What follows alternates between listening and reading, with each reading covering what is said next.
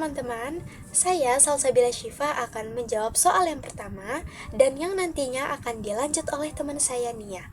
Jadi soal yang pertama adalah, berdasarkan gambar-gambar tersebut, buatlah deskripsi analisis gambar menjadi suatu cerita tentang gubernur-gubernur VOC di Indonesia. Nah, jadi jawabannya adalah VOC adalah perusahaan dagang Belanda yang pada awalnya berdiri untuk menguasai perdagangan rempah-rempah. Para gubernur VOC di Indonesia diberi kekuasaan yang sangat besar, bukan hanya dalam perdagangan, tetapi juga politik dan militer. Namun, kekuasaan ini sering disalahgunakan. Banyak gubernur VOC yang melakukan tindakan korupsi, penindasan rakyat, serta monopoli perdagangan yang merugikan masyarakat pribumi. Para gubernur VOC di Indonesia berkuasa layaknya raja kecil. Mereka menguasai perdagangan rempah-rempah, memaksa masyarakat untuk melakukan kerja rodi, dan kerap melakukan tindakan yang sewenang-wenang. Karena VOC memiliki hak untuk membentuk tentara, mencetak uang, bahkan membuat perjanjian politik, maka kekuasaan gubernur VOC sangat luas. Namun, kebijakan yang korupsi, keserakahan pejabat, dan penindasan terhadap rakyat akhirnya membuat VOC bangkrut dan dibubarkan pada tahun 1799. Kekuasaan kemudian diambil alih oleh pemerintah Belanda.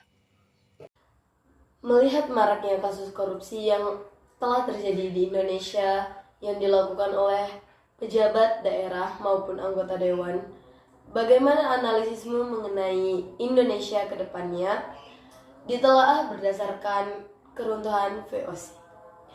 Keruntuhan VOC salah satunya disebabkan oleh korupsi, penyalahgunaan wewenang, dan gaya hidup mewah para pejabat.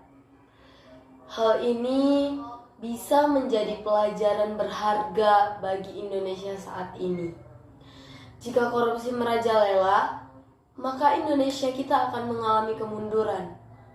Ekonomi tidak stabil, utang meningkat, dan kesejahteraan rakyat terabaikan. Namun, jika korupsi diberantas dan pejabat menjalankan tugasnya dengan amanah, Indonesia justru akan berkembang menjadi negara yang maju, berdaulat, dan sejahtera. Nah, pertanyaan ketiga itu, mengapa meletusnya revolusi Prancis bisa berdampak hingga ke Indonesia?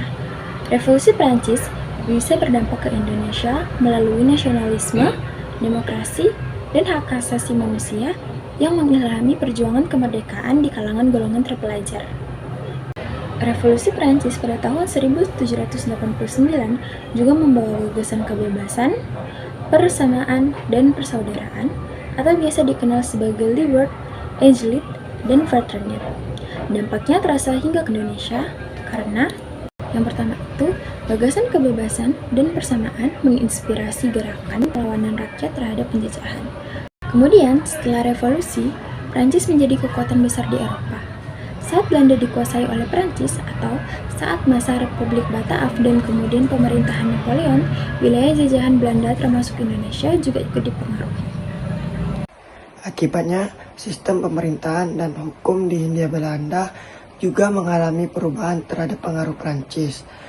Misalnya penghapusan VOC dan penyerahan kekuasaan terhadap pemerintah Hindia Belanda langsung. Wassalamualaikum warahmatullahi